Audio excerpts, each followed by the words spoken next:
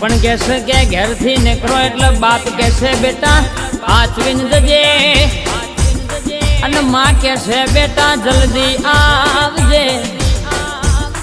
બાકી તો કોઈને તમારી પડી નહીં. આ દુનિયા તમોની તમારા કોમનો ઓળખશે. આખી જિંદગી કારી મજૂરી કરશે તો લોકો મેળો મારશે. તારા બાપાએ તારા ઓલે શું કર્યું લ્યા? પોતે જે સહન કર્યું હોય કોઈને ના દેખાડ લ્યા.